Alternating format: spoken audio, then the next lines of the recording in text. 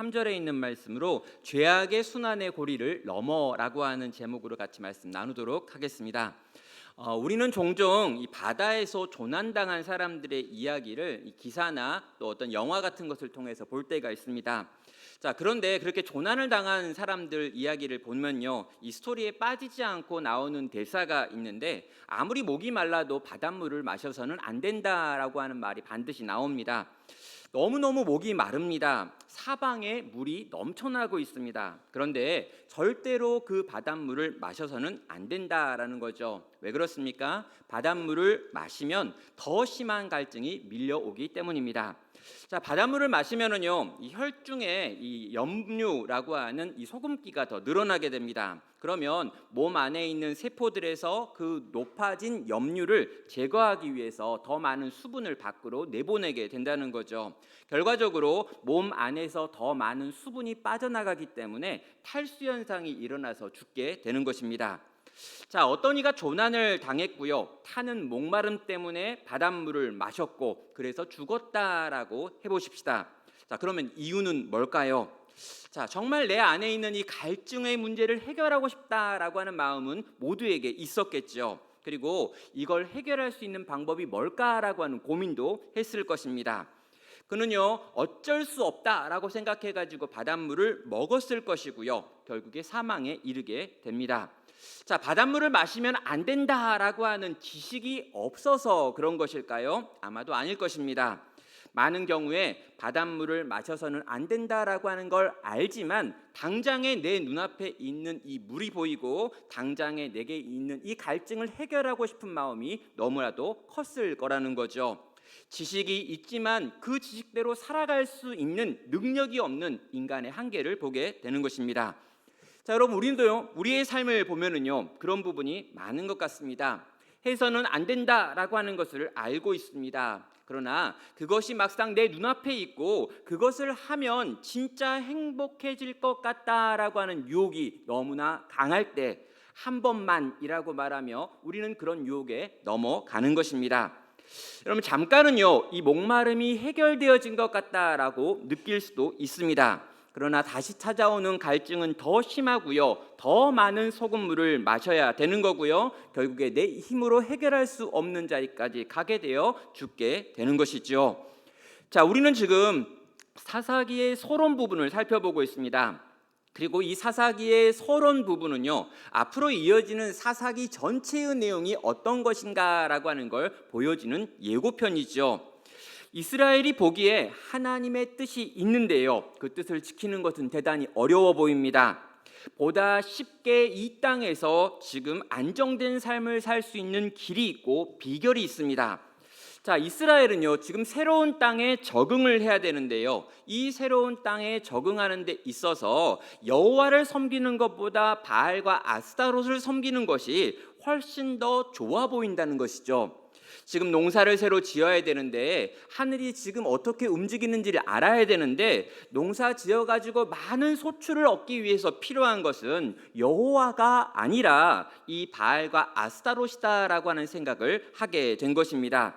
당장에 내 눈앞에 보이는 이익이 있고 당장에 내가 얻을 수 있는 안정이 있고 당장에 내가 나를 지킬 수 있는 어떤 방법들이 있다라고 했을 때 하나님은 저 멀리 가게 있어 보이고요, 내 삶 가운데 있는 여러 가지 것들, 나를 지금 당장 행복하게 만들어줄 것들은 가까이에 보인다는 것입니다.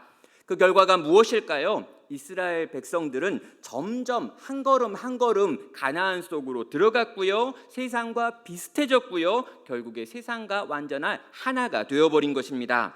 그래서 하나님께서 그들을 통해서 원하셨던 하나님 나라, 하나님께서 통치하시는 나라가 그 가나안 땅에 임한 것이 아니라 가나안에 들어가서 완전히 가나안인 사람처럼 되어버린 이스라엘 백성들의 모습을 사사기 전체를 통해서 보게 되는 것이죠. 그럼 이 사사기는요, 마치 망가진 레코드판 같다라고 할 수 있습니다. 계속해서 똑같은 이야기가 나오고 있기 때문이죠. 총 7번에 걸쳐 가지고 아주 비슷한 이야기가 반복되어지고 있는데요, 판이 돌면 돌수록 점점 더 깨지고 망가진 채로 들려지고 있습니다. 하나님의 백성들이 죄에 빠집니다. 그들이 고통을 당합니다. 회개하고 구원을 받습니다. 이 이야기가 계속해서 반복적으로 나오고 있는데, 이 레코드판에 있는 스크래치가 점점 더 깊어지는 것처럼 이스라엘 백성들의 회개의 모습은 점점 사라지고요, 점점 더 깊은 죄 가운데 던져지고 있는 모습들을 보게 된다는 것이죠. 성도 여러분, 이 사사기, 오늘 우리가 읽어야 될 16장부터 23절의 말씀을 통해서 사사기 전체가 보여주는 이 반복, 이 7번 반복되어지고 있는 이 고통의 이야기들을 과연 한번 해석해 보고요, 이것들이 과연 우리의 삶에 어떻게 적용될 수 있는지, 또 이것을 통해서 하나님은 우리에게 무엇을 보여주고 싶은지를 정리해 보도록 하겠습니다. 자, 사사기 서론을 간단하게 요약을 해보면요, 두 가지로 요약할 수 있습니다. 하나는 이스라엘 백성들의 반복되어지는 실패를 보여주고요, 다른 하나는 하나님께서 반복적으로 이스라엘 백성들을 구원하시는 이야기를 보게 됩니다. 자, 먼저 이스라엘의 반복되는 실패입니다. 11절은 말합니다. 이스라엘 자손이 여호와의 목전에 악을 행하여 바알을 섬기며 애굽 땅에서 그들을 인도하여 내신 그들의 조상의 하나님 여호와를 버리고 다른 신들, 곧 그들의 주위에 있는 백성들의 신들을 따라 그들에게 절하여 여호와를 진노하게 하였으되 곧 그들이 여호와를 버리고 바알과 아스타롯을 섬겼으므로라고 나옵니다. 자, 이스라엘 백성의 문제는요, 한 세 가지로 정리할 수 있습니다. 첫 번째, 그들은 하나님을 알지 못하는 세대가 되었습니다. 그리고 하나님께서 그들을 위하여 행하신 큰 일에 관하여서도 알지 못했죠. 자, 그들은요, 지금 하나님에 대한 지식, 어떤 이성적인 어떤 정보가 부족한 게 아닙니다. 하나님을 아는 지식이 그들의 삶을 통과하여 경험적인 지식이 되지 못했다라는 것이죠. 하나님께서 내 인생의 문제를 해결할 수 있다라는 생각을 하지 않는 것입니다. 이 변화된 환경에서 하나님도 이 변화를 적응할 수 없을 것이다 라고 생각을 했던 것이고요, 하나님은 광야의 신이시고 하나님은 목축의 신이시지 농사를 짓는 이 가나안 땅에서는 별로 절대적인 능력을 가진 분이 아니실 것이다 라고 그들은 생각을 했습니다. 그들은 하나님에 대한 잘못된 지식을 갖고 있었기 때문에 이어지는 두 번째 죄를 짓게 되더라는 거죠. 자, 두 번째로 그들이 하는 건 뭐냐면요, 가나안에 있는 신들을 섬기기 시작했다라는 것입니다. 자, 하나님께서 금지하였던 우상을 숭배하고 있는 모습인 거죠. 자, 그들에게는 충분한 이유가 있었습니다. 왜요? 가나안에서 농사짓고 살려면 하나님은 그걸 잘 모르시기 때문에 도와줄 수 없을 것 같으니 이제 우리에게 새로운 신이 필요하다라고 하는 생각이 그들의 생각이었습니다. 그래서 결국은요, 점점 더 내 삶에 많은 영향을 미치는 신이 여호와가 아니라 가나안의 신들이 되어버린 것이죠. 농사를 지어야 되니까, 더 많은 소출을 얻어야 되니까, 지금 광야와 전혀 다른 환경에서 먹고 살아야 되기 때문에 하나님보다 더 적실한 또 다른 신이 내게 필요하고 그 신 앞에 나아가 엎드리게 된 것입니다. 결국이 무엇입니까? 하나님께서 그들에게 명확하게 주셨던 율법, 하나님의 법 앞에서도 불순종하게 된 것입니다. 자, 여러분, 그들이 하나님으로부터 멀어졌던 이유를 우리는 우리 자신의 이야기로 가지고 와서 한번 생각을 해보셔야 합니다. 자, 그 이스라엘 백성들이 하나님을 떠나고 우상을 숭배하고 하나님의 말씀을 듣지 않게 되었는데요, 이걸 생각하면서 우리 대부분은 이스라엘 백성들이 참 배은망덕하다, 어떻게 하나님이 그들을 건졌는데 이런 식으로 배신하는가라고 생각하며 아주 악한 사람 취급을 합니다. 그러나 여러분, 이 문제는요, 이스라엘 백성들이 특별히 악했기 때문이 아닙니다. 그들에게 먹고 사는 일상의 문제가 너무나 중요했기 때문이라는 거죠. 엄청난 죄를 지은 것이 아니라 우리와 너무너무 다른 사람들이기 때문에가 아니라 우리랑 너무나 비슷하고 별로 다르지 않은 이유 때문에 하나님으로부터 멀어져 버렸다는 것입니다. 여러분, 이스라엘은요, 그저 가나안 땅에 조금 더 일찍 적응하고 싶었던 겁니다. 농사를 조금 더 잘 지어보고 싶은 것입니다. 조금 더 안정되기를 원했고 조금 더 안전했으면 좋겠다라고 생각을 했다라는 거죠. 그래서 그들의 일상에 도움이 될 만한 것들을 가져다 쓴 것, 그것이 거기에 있는 우상들의 말을 듣고 따르기 시작하는 이유였던 것이죠. 우리와 완전히 다른 사람들이 아니고요. 정말 악한 사람들이 아니고요. 우리랑 어쩌면 너무나 비슷한 사람들이 이스라엘 백성들이었다는 것입니다. 여러분, 일상의 문제를 해결하는 거 너무나 중요합니다. 먹고 사는 문제를 해결하는 거, 자녀들을 잘 양육하는 거, 살 집이 있는 거, 내가 필요한 이런 것들, 내 노후를 준비하는 여러 가지 것들은 결단코 악한 것들이 아닙니다. 그러나 하나님이 원하시는 방법보다 더 강력하게 내 삶에 무언가 영향을 미치는 세상의 생각들과 가르침이 있다면, 우리가 만약 그것만 쫓아가고 있다면, 하나님은 멀리하고 하나님의 이야기는 거의 듣지 않고 이 이야기만 듣고 살아가고 있다면, 우리도 어쩌면 이스라엘 백성들이 짓는 우상 숭배와 똑같은 종류의 죄를 지금 짓고 있는 것이라는 거죠. 자, 여러분, 그들의 모습이 어쩌면 바로 우리들의 모습일 수 있는 겁니다. 자, 그렇다면 이제 하나님은 과연 어떤 일을 하시는가라고 보면은요, 하나님은 반복적으로 개입하고 있습니다. 자, 이스라엘 백성의 행동이 끊임없이 배신하고 끊임없이 우상을 향해 나아가는 것이었다면요, 이스라엘을 바라보시는 하나님의 반응도 동일합니다. 어떤 것입니까? 끊임없이 이스라엘 백성의 삶 가운데 찾아오시는 것이죠. 그들에게 고통을 허락하시는 것입니다. 그들이 부르짖으면 그 부르짖음에 반응하여 사사를 보내는 겁니다. 그리고 그들을 그 고통의 자리에서 건져내는 이야기들이 나오고 있죠. 자, 이유는 한 가지입니다. 하나님께서 이스라엘과 시내산에서 결혼 언약을 맺으셨기 때문인 거죠. 하나님은 남편이 되셨고 이스라엘은 아내가 되었습니다. 영원한 언약으로 우리는 묶였다라고 시내산에서 선포가 되었죠. 하나님 편에서는요, 이 약속을 신실하게 지키셨습니다. 출애굽한 이스라엘 백성들을 데리고 약속의 땅 가나안을 향하여 하나님께서는 그들을 인도하여 데리고 오셨지요.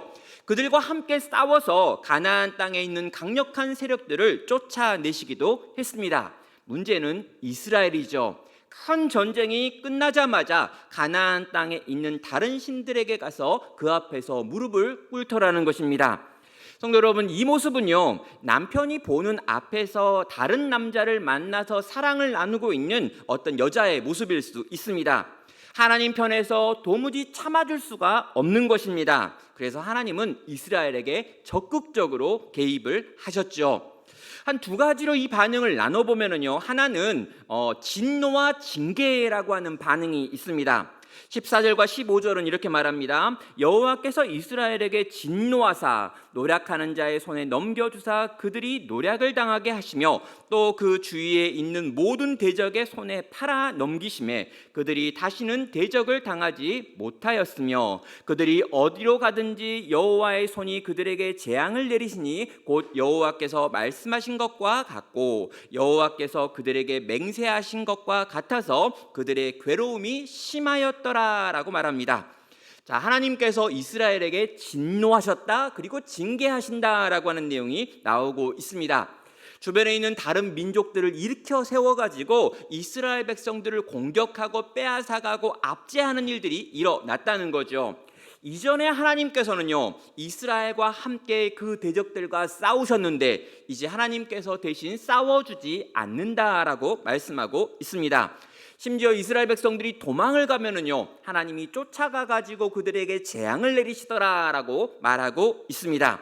이스라엘이 하나님 때문에 고통당하는 일이 벌어진 것입니다. 진노하시는 하나님의 손에 맞아서 이스라엘이 만신창이가 되고 있는 모습을 보여준다는 것이죠.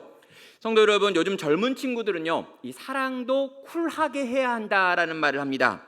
여러분, 쿨하다라고 하는 이 표현이 시원하다라고 하는 뜻도 있지만요, 감정을 말하고 감정이 식었으면 한쪽이 헤어지자라고 말할 때 오케이, 알았어, 그래, 잘 가라고 말하는 게 쿨한 사랑입니다. 한쪽이 마음이 식었으면 이쪽한테 뭘 이렇게 요구해도 이쪽이 그냥 알겠다라고 말하면서 고개를 딱 돌리고 그래, 너 행복해라 딱 하고 가는 거, 이게 이제 쿨한 사랑이라는 거죠. 자, 이제 내가 바알을 사랑하게 되었고 아스타롯을 사랑하게 되었으니 여호와 당신하고 헤어지고 싶어요, 이제 우리 헤어져요 라고 이스라엘이 말하면 여호와께서 들으시고 아주 쿨하게 고개를 돌린 다음에 한번 너네 잘 살아봐라 라고 말하고 부디 행복해 이렇게 돌아가는 거, 이게 이제 쿨한 사랑인 거죠. 근데 여러분, 하나님은 쿨한 사랑을 하시는 분이 아니라는 것입니다. 하나님은 언약에 매이시는 하나님이십니다. 하나님은 깨어진 이스라엘 백성과의 관계를 해결하시기를 원하는 분이셨고요, 그들과 다시 하나가 되기를 간절히 원하셨던 분이 하나님이십니다. 그래서 하나님은요, 하나님이 사용할 수 있는 모든 방법들을 다 동원해서 이스라엘 백성들을 다시 부르시더라는 거죠. 그리고 그 가운데 하나가 바로 이 진노와 징계라고 하는 방식이 있었습니다. 사랑하는 여러분, 하나님이 쿨한 사랑을 하실 거다라고 하는 착각에서 벗어나시길 바랍니다. 하나님은 자신을 질투하는 하나님이다라고 소개하셨기 때문인 거죠. 하나님은 우리를 붙드시는 분이십니다. 하나님은 우리가 우상에게 가서 절하고 있을 때 그 모습을 가만두지 않으시는 분이라는 거죠. 우리가 세상을 사랑해서 세상에서 성공하기 위하여 세상의 모든 방법들을 다 동원하기 위하여 하나님으로부터 돌이켜서 멀리 떠나갔을 때 하나님이 먼 데서 그냥 바라보고 그냥 가라고 하시는 분이 아니라 쫓아와서 재앙으로 우리를 치시는 분이다라고 자기를 계시하고 있는 겁니다. 사랑하는 성도 여러분, 그래서 우리는 이 질투하시는 하나님을 생각해야 합니다. 하나님이 우리를 채찍으로 칠 수 있구나라고 하는 걸 기억하셔야 합니다. 그래서 내 삶 가운데 때로 내가 알지 못하는 어떤 이유 때문에 고통당하게 될 때 이 고통의 원인 가운데 내가 하나님으로부터 멀어져서 그런 건 아닌가, 내가 하나님이 아닌 우상을 섬겨서 그런 건 아닌가, 내 마음속에 온통 다른 것들이 가득하기 때문에 하나님이 나를 지금 부르고 계시는지는 아는가라고 생각하며 주께 돌아와 엎드림으로 하나님의 긍휼에서 나오는 구원의 자리로 나아갈 수 있는 성도 되시기를 주의 이름으로 축원합니다. 자, 그런데요, 이렇게 하나님께서 우리를 진노하시고 징계하시는 것으로 끝났는가? 아니었습니다. 이 진노 뒤에는, 이 징계 뒤에는 반드시 긍휼에서 나오는 구원이라고 하는 사건이 있기 때문입니다. 16절은 말합니다. 여호와께서 사사들을 세우사 노략자의 손에서 그들을 구원하게 하셨으나라고 하는 표현이 나옵니다. 자, 여호와께서 이 노략하는 자들을 세워가지고 이스라엘 백성들을 노략하게 했습니다. 분명히 이방 민족이 강해졌던 것은 하나님 때문에, 하나님의 능력 때문이었는데요, 그 노략자들에 의하여 고통당하고 있는 이스라엘 백성들을 누가 건지느냐라고 말하면요, 하나님께서 보내시는 사사와 그 사사들과 함께할 때 하나님께서 그들을 다시금 회복시킨다라고 하는 내용이 나온다는 거죠. 이게 무엇입니까? 이게 사사기 전체에서 반복적으로 등장하고 있는 구원의 이야기죠. 자, 하나님께서 이스라엘 백성의 범죄를 보지 못하십니다. 그래서 그들을 치시고 그들을 고통스럽게 하십니다. 그러면 그들이 그 고통 속에서 부르짖습니다. 부르짖을 때 그 부르짖음을 들으신 하나님께서 사사를 보내시고요, 그 사사를 앞장 세워가지고 이스라엘이 그 사사에게 순종하면 그 사사를 통해서 그들이 다시금 구원받고 회복되고 적들을 이기고 다시 잠깐 동안 이 샬롬, 안정을 누리게 되어지는 시간들이 온다라는 것입니다. 사랑하는 성도 여러분, 이스라엘 백성들은 이 사이클 가운데 들어 있었다는 거죠. 이스라엘 백성의 반복적인 실패가 있고요, 하나님의 계속되는 개입하심과 구원하심의 일들이 일어나는 것입니다. 성도 여러분, 지금 이스라엘 백성들은요, 끊임없이 소금물을 마시고 있습니다. 하나님께서는 계속해서 그들을 건져내시기 위하여 애쓰고 노력하고 계십니다. 이 일이 얼마나 지속되냐고요? 400년 동안, 사사기 전체 시대 동안 계속해서 반복적으로 일어납니다. 이스라엘은 계속해서 넘어지고 있고요, 그 넘어지는 이스라엘 백성들을 끊임없이 살리시는 하나님의 은혜의 역사가 반복적으로 등장한다는 것이죠. 성도 여러분, 이게 사사기가 우리에게 보여주는 악순환이라고 볼 수 있습니다. 여러분, 18절부터 19절을 보면은요, 사사기의 이야기들이 계속해서 어떻게 굴러가고 있는지를 요약하고 있습니다. 여호와께서 그들을 위하여 사사들을 세우실 때 그 사사와 함께 하셨고 그 사사가 사는 날 동안에는 여호와께서 그들의 대적의 손에서 구원하셨으니 이는 그들이 대적에게 압박과 괴롭게 함을 받아 슬피 부르짖음으로 여호와께서 뜻을 돌이키셨거늘. 그 사사가 죽은 후에 그들이 돌이켜 그들의 조상들보다 더욱 타락하여 다른 신들을 따라 섬기며 그들에게 절하고 그들의 행위와 패역한 길을 그치지 아니하였으므로라고 말합니다. 자, 계속해서 이 비슷한 이야기가 반복적으로 나온다라고 말하고 있고요. 점점 더 악해지고 있더라라고 하는 이야기가 이어지고 있습니다. 자, 일반적인 패턴이 바로 이것이죠. 이스라엘이 죄를 짓습니다. 하나님께서 주변 나라를 세워서 이스라엘을 고통스럽게 합니다. 이 샬롬이 깨어져 버리고 안정이 무너져 버립니다. 이스라엘이 부르짖습니다. 하나님께서 사사를 보냅니다. 그 사사와 함께함으로 다른 민족들을 몰아내고 샬롬이 회복됩니다. 사사가 죽습니다. 이스라엘은 더 악해져서 다시 또 악을 행하기 시작합니다. 이게 7번 완전하게 반복되어지는 이야기라는 거죠. 그럼 이 사이클을 통해서 우리는 두 가지를 정리해 봐야 합니다. 하나님께서 하나님의 백성들에게 왜 고통을 주시는가라고 하는 질문을 해봐야 되는 거고요. 또 하나님께서 당신의 백성을 구원하는 방식은 무엇인가를 살펴봅니다. 자, 하나님께서 고통을 주시는 이유는 앞에서도 살펴봤던 것처럼 하나님이 이스라엘 백성, 하나님 백성들을 사랑하셨기 때문이죠. 자, 21절 22절은 이렇게 말하는데요. 나도 여호수아가 죽을 때 남겨둔 이방 민족들을 다시는 그들 앞에서 하나도 쫓아내지 아니하리니 이는 이스라엘이 그 조상들이 지킨 것 같이 나 여호와의 도를 지켜 행하나 아니하나 그들을 시험하려 함이니라 하시니라 라고 말합니다. 자, 하나님께서 이스라엘 백성 주변에 있는 다른 거민들을 쫓아내지 않겠다라고 선언합니다. 그들이 늘 이스라엘 주변에 있다가 이스라엘의 옆구리를 찌르는 가시가 되게 만들겠다라고도 말씀을 하셨죠. 이유는 이스라엘 백성을 시험하기 위해서다라고 밝히고 있습니다. 자, 이스라엘 백성들이 지금 어떤 상태인지를 점검하기 위한 시험지로 바로 이 이방 민족들을 계속해서 쓰겠다라고 하나님이 말씀을 하는 거죠. 이스라엘 백성들이 여호와의 도를 지켜 행하면, 다시 말하면 이 이스라엘 백성들이 여호와 하나님을 남편으로 여기고 그 남편과 함께 살기를 원하면 내가 이 이방 민족들로부터 그들을 지켜주고 보호해 줄 것이며, 반대로 그들이 만약에 여호와의 도를 지켜 행하지 아니하게 되면은 이 이방 민족들을 들어가지고 이스라엘의 옆구리를 찔러 고통스럽게 만들겠다라고 말하며 이 주변에 있는 나라들을 남기신 이유를 설명하는 것입니다. 성도 여러분, 하나님께서는요, 이스라엘이 긴장이 늦춰지지 않기를 원하셨던 것입니다. 너희가 너희끼리만 남아있으면 주변에 있는 강대한 적들이 존재하지 않으면 너희가 가나안 땅에 너네끼리 모여 앉아가지고 너네끼리 편안하게 살면 반드시 망하게 될 거라고 하는 걸 이 하나님은 아셨다는 거죠. 너무 잘 먹습니다. 너무 편안합니다. 너무 날씨가 좋습니다. 적들은 하나도 없습니다. 농사만 지으면 풍년입니다. 내가 뭘 사면 다 잘 됩니다. 이 일이 반복적으로 계속해서 일어나고 있습니다. 결과가 뭐냐고요? 예, 그들은 하나님으로부터 떠나버릴 거라고 하나님은 지금 확신하는 것입니다. 여러분, 우리가 얼마나 편한 것에 익숙합니까? 우리가 얼마나 쉽게 게을러지는 사람입니까? 여러분, 멈추면 앉고 싶고, 앉고 있으면 눕고 싶고, 누우면 자고 싶다라고 이야기하는데 대부분 사람들이 가지고 있는 인간의 본성이고 우리 또한 동일합니다. 그래서 하나님께서는요, 우리의 삶 가운데 적절한 종류의 긴장을 남기셔야 했다라는 거죠.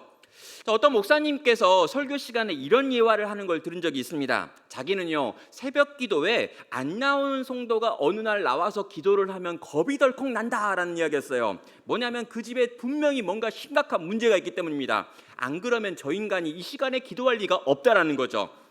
그러니까 저분은 이 시간에 나와 기도할 수 없는 사람인데 그분이 여기 나와 기도한다는 건 지금 그 집에 뭔가 큰 문제가 있고 이 문제가 자기가 감당할 수 없는 문제니까 나왔다는 겁니다. 그래서 걱정이 되고 근심이 된다라는 거죠. 근데 여러분, 맞는 것 같습니다. 그럼 우리가 누구입니까? 인생에 문제가 없는데 우리가 어떻게 하나님께 나와 기도합니까? 내가 생각하기에 큰 고통이 없고 내가 생각하기에 지금 안 되는 어떤 것이 없는데 하나님께 나와 간절히 무언가 구할 수 있는 사람이 과연 우리들이냐라는 것이죠.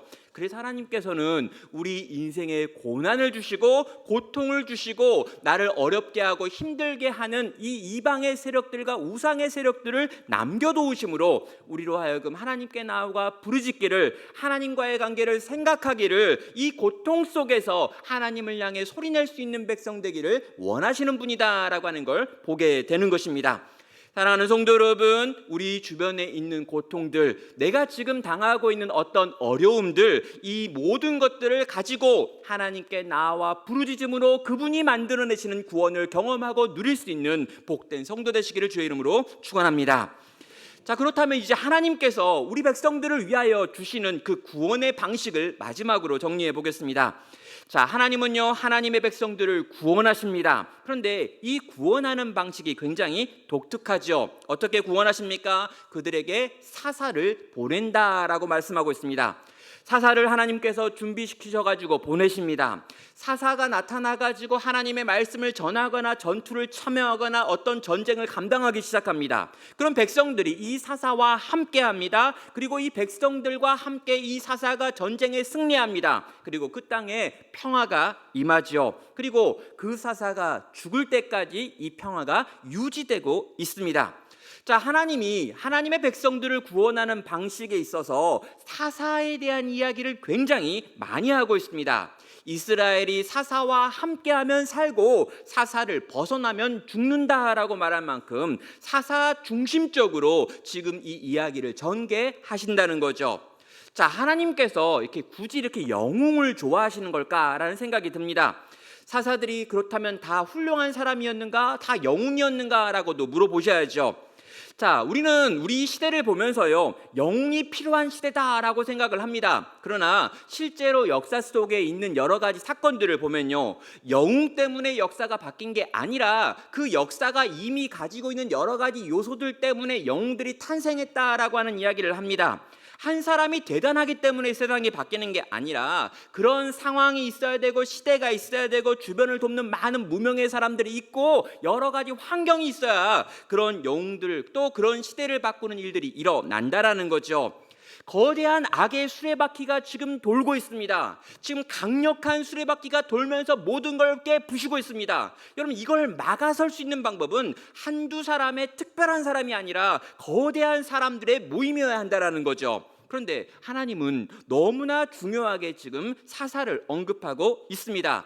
그리고 사사기 전체가 이 사사들의 이야기인 것처럼 12명의 사사들을 언급하면서 사사기 전체의 이야기가 진행이 되고 있죠. 도대체 하나님은 왜 이렇게 사사를 중요하게 여기시는가? 우리는 물어볼 수밖에 없습니다. 자, 하나님의 구원 방식은 사사와 함께였습니다. 여러분 16절, 17절, 18절 보면은요, 전부 다 사사에 대한 이야기가 나오고요. 19절에 가면 사사의 이야기가 지금 이 모든 이야기의 중심이다라고 말합니다. 19절은 이렇게 말하죠. 그 사사가 죽은 후에는 그들이 돌이켜 그들의 조상들보다 더욱 타락하여 다른 신들을 섬기며 그들에게 절하고 그들의 행위와 패역한 길을 그치지 아니하였으므로 라고 말합니다. 여러분, 사사가 살아있을 때까지는 그래도 괜찮았다는 거예요. 사사가 있을 때까지는 그래도 이스라엘 백성들의 영적인 상태도 괜찮았고 주변에 있는 적들도 공격하지 못했다는 것입니다. 그런데 사사가 딱 죽자마자 또다시 망가지고 있는 이스라엘 백성들의 모습을 보여주면서 사사가 이 모든 사건의 중심에 있다라고 하는 걸 보게 됩니다. 하나님은 사사를 보내주셨고요, 사사의 지도를 받고 그들과 함께 살면 살았던 거고요, 사사의 명령을 어기면 죽었던 거고요, 사사가 죽으면 또 망하기를 반복했다라고 지금 성경은 계속 사사의 이야기를 하고 있는 겁니다. 왜 하나님은 굳이 사사의 이야기로 이 구원의 이야기를 써내려가고 있는 걸까요? 여러분, 인간 사사의 탁월함을 생각하는 분들이 있습니다. 여기에 이 사사가 참 탁월했다, 기드온이 탁월했다, 삼손이 강력했다, 드보라가 훌륭했다 이러면서 사사들 하나하나를 언급하면서 이 사사들이 훌륭했기 때문에 이 전투에서 이길 수 있었다라고 생각을 하신다면요, 우리는 사사기를 잘못 읽은 겁니다. 왜냐하면 사사들은요, 기본적으로 굉장히 문제가 많이 있는 사람들이기 때문입니다. 이런 말도 안 되는 문제들이 있어요. 어떤 경우는요, 우리보다 더 못하다라고 생각되어지는 부분까지 있는 사람들이 사사들입니다. 그 사사들이 훌륭한 사람들이기 때문에, 대단한 사람들이었기 때문에 그 사사들을 통해서 구원이 오는 게 아니라는 거죠. 그렇다면 왜 하나님은 굳이 이 사사들을 사용하셨는가? 이유는 한 가지입니다. 이 사사들 이후에 완전한 사사, 흠없는 사사라고 하는 완벽한 사사라고 하는 존재를 이 구약의 사람들에게 보여주고 들려주고 싶었기 때문입니다. 무엇입니까? 바로 완전한 사사로 이 땅 가운데 오실 우리 주 예수 그리스도, 그분만이 우리를 이 죄악의 구렁텅이에서, 이 끊임없이 굴러가는 악의 수레바퀴에서 건져낼 수 있다라고 하는 걸 사사기를 통해서 보여주시려고 하신 것입니다. 이 사사가 가지고 있는 특징이 있습니다. 하나님께서 기름을 부으셔서 특별하게 하나님 나라를 위하여 세우시는 자가 바로 사사인 거죠. 여러분, 재판장이라고 불리기도 하고요, 또 전투를 임하기도 하고요, 또 민족의 지도자가 이 사사가 되는 경우도 있습니다. 공통점은 뭐냐면 하나님께서 특별하게 그를 지명하여 세우고요, 그를 통해 가지고 그분의 나라를 만들어 가신다라고 하는 겁니다. 그래서 이 사사를요, 이 아람어나 히브리어나 바꾸면요, 기름 부음을 받다라고 하는 메시아라고 하는 것으로도 해석할 수 있습니다. 자, 여러분, 이 기름을 부음 받는 자는요, 왕이거나 제사장이거나 선지자였습니다. 그런데 이 모든 것이 누구에게 해당하냐면 바로 구약에 있는 사사에게 해당되는 내용이었다는 거죠. 여러분, 사사는요, 왕이기도 했고 제사장이기도 했고 선지자이기도 하면서 각각의 역할을 감당하며 이스라엘 공동체를 이끌어 갔다는 것입니다.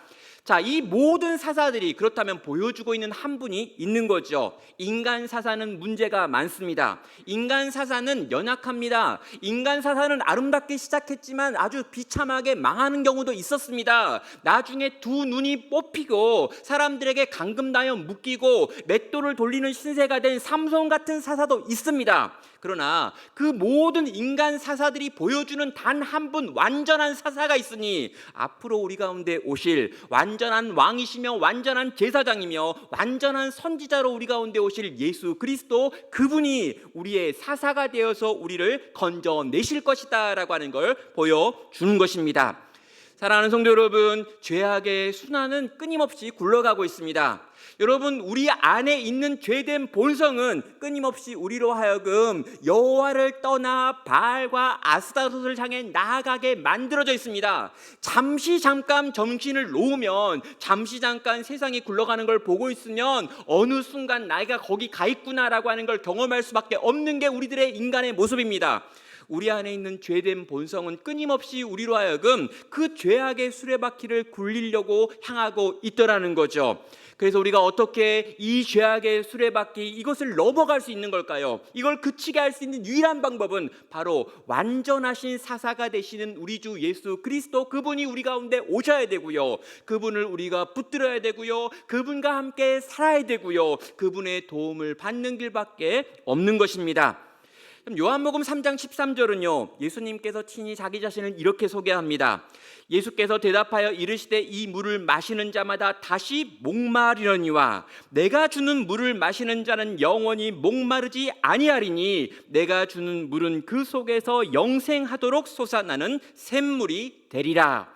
사랑하는 성도 여러분, 지금 우리가 난파된 인간들 같아서 우리 주변에 많이 있는 어떠한 종류의 물들을 마셔야지만 살 수 있을 것 같다라고 생각하면서 그 물을 마시고 또 마시고 또 마시며 점점 더 내 몸에서 물이 사라지는 걸 경험하고 있다면, 여기 이 한 번 마시는 자는 영원히 목마르지 아니하리라 라고 말씀하시며 생수의 강을 터뜨려 우리에게 먹이시기 원하시는 예수님을 향해 나오시길 바랍니다.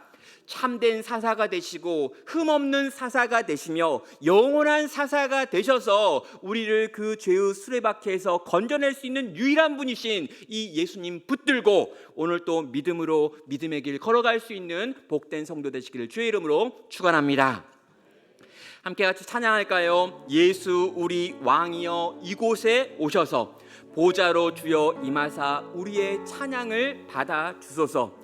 주님을 찬양하오니 주님을 경배하오니 왕이신 예수여 오셔서 좌정하사 우리를 다스려 주시옵소서.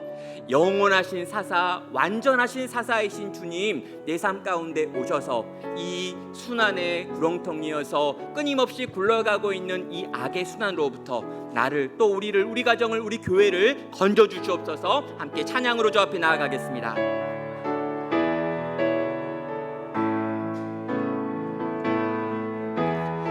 예수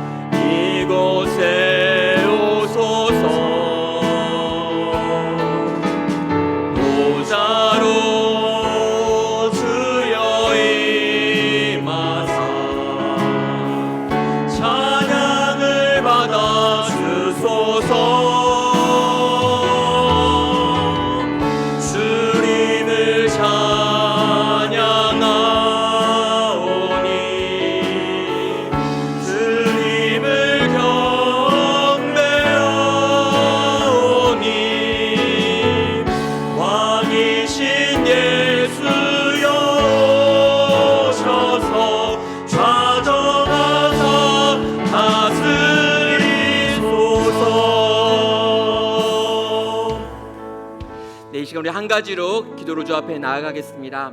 하나님, 정말 우리에게 완전하신 사사를 주신 것 감사합니다.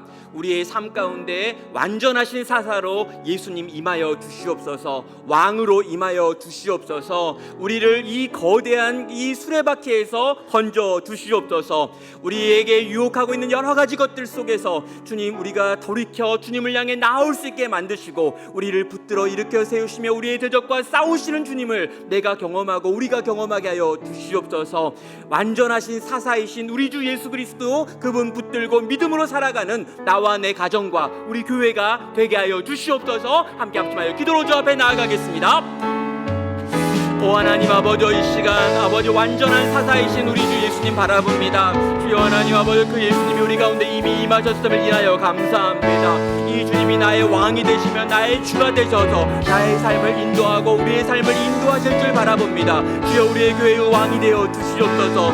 우리 가정의 주가 되어 주시옵소서. 인간의 능력과 인간의 힘으로 해결할 수 없는 아버지, 이 모든 이 땅의 문제들 속에서 끊임없이 우리를 유혹하는 이 일상의 강경 속에서 주여 하나님 아버지, 내가 살 수 있는 것, 내가 살아갈 수 있는 것, 내가 성도가 되고 내가 하나님의 백성이 될 수 있는 유일한 이유가 여기 있사오니 주여 하나님 아버지, 내 삶을 붙잡아 주시옵소서. 우리의 삶을 붙잡아 주시옵소서. 요동하고 흔들리지 아니하여 아버지 끝까지 예수 붙들고 믿음으로 걸어갈 수 있는 나가 되고 우리가 되고 우리 교회가 되게 하여 주시옵소서. 이 나라 이 민족 가운데 주가 왕이 되어 주시옵소서. 다스려 주시옵소서. 오 주님 아버지, 이 주님 내가 바라봅니다. 오 주님 아버지, 우리가 기대하고 소망합니다.